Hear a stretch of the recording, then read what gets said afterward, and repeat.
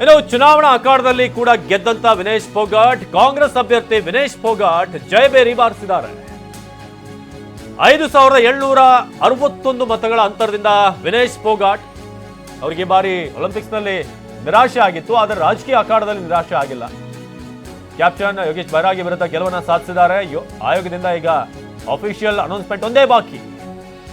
ಚುನಾವಣಾ ಅಖಾಡದಲ್ಲಿ, ಕುಸ್ತಿ ಅಖಾಡ ಮಾತ್ರ ಅಲ್ಲ, ಚುನಾವಣಾ ಅಖಾಡದಲ್ಲೂ ಕೂಡ ನಾನು ಗೆಲ್ಲಬಲ್ಲೆ, ನನ್ನ ಒಂದು ಶಕ್ತಿ ಪ್ರದರ್ಶನ ಮಾಡಬಲ್ಲೆ ಅನ್ನೋದನ್ನ, ಎದುರಾಳಿಯನ್ನ ಲಾಕ್ ಮಾಡಿ ನಾನು ಗೆಲುವನ್ನು ಸಾಧಿಸಬಲ್ಲೆ ಅಂತ ವಿನೇಶ್ ಫೋಗಾಟ್ ಈಗ ಅದನ್ನು ಪ್ರೂವ್ ಮಾಡಿ ತೋರಿಸಿದ್ದಾರೆ.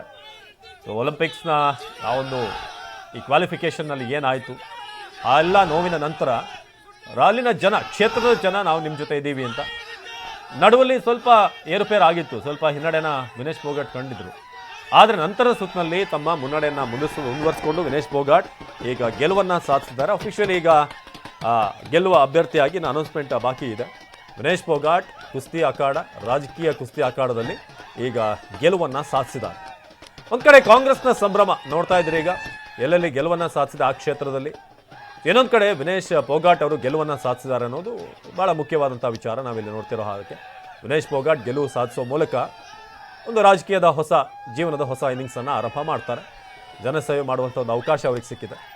ಜನರ ಚಪ್ಪಾಳೆ ಇದುವರೆಗೆ ಅವರ ಕುಸ್ತಿಯನ್ನು ನೋಡಿ ಅವರಿಗೆ ಸಿಗ್ತಾ ಇತ್ತು, ಆದರೆ ಈಗ ಜನರಿಗೆ ವಾಪಸ್ ಏನಾದರೂ ಕೊಡುವಂಥ ಸಮಯ. ಸೊ ಕಾಂಗ್ರೆಸ್ ಈಗ ನಿರೀಕ್ಷಿತವಾಗಿ ಜಮ್ಮು ಮತ್ತು ಕಾಶ್ಮೀರದಲ್ಲಿ ಲೀಡನ್ನು ಸಾಧಿಸ್ಕೊಂಡು ಈಗ ಮುಂದೆ ಹೋಗ್ತಾ ಇದೆ. ಇನ್ನೊಂದು ಕಡೆ ಹರಿಯಾಣದಲ್ಲಿ ಅನಿರೀಕ್ಷಿತ. ಸೊ ಹಾಗಾಗಿ ಈಗ ಬಿಜೆಪಿ ಸ್ಪಷ್ಟವಾಗಿ ಸರ್ಕಾರ ರಚನೆ ಮಾಡೋಕೆ ಈಗ ಎಲ್ಲ ಸಿದ್ಧತೆ ಮಾಡ್ಕೊಳ್ತಾ ಇದೆ. ಸಂಜೆ ಪ್ರಧಾನಿ ನರೇಂದ್ರ ಮೋದಿ ಅವರೊಂದು ಮೀಟಿಂಗನ್ನು ಕೂಡ ಕರೆದಿದ್ದಾರೆ. ಸಾಮಾನ್ಯವಾಗಿ ಒಂದು ರಾಜ್ಯದ ಫಲಿತಾಂಶ ಬಂದ ನಂತರ ಮೈಮರಿಯುವಂಥದ್ದು ಪಕ್ಷಗಳು ಸಾಧಾರಣವಾಗಿ ಮಾಡಬಾರ್ದು. ಯಾಕಂದರೆ ಆ ಒಂದು ಸೆಲೆಬ್ರೇಷನ್ ಸ್ವಲ್ಪ ದಿನ ಇರಬೇಕು. ಅದಾದಮೇಲೆ ಮುಂದಿನ ಫಲಿತಾಂಶಕ್ಕೆ ನಾವು ಹೇಗೆ ಅದನ್ನು ಕನ್ವರ್ಟ್ ಮಾಡೋದು, ಬೇರೆ ರಾಜ್ಯಕ್ಕೆ ಹೇಗೆ ಇದನ್ನು ನಾವು ಈ ಮೊಮೆಂಟಮನ್ನು ಕ್ಯಾರಿ ಮಾಡ್ಬೋದು ಅಂತ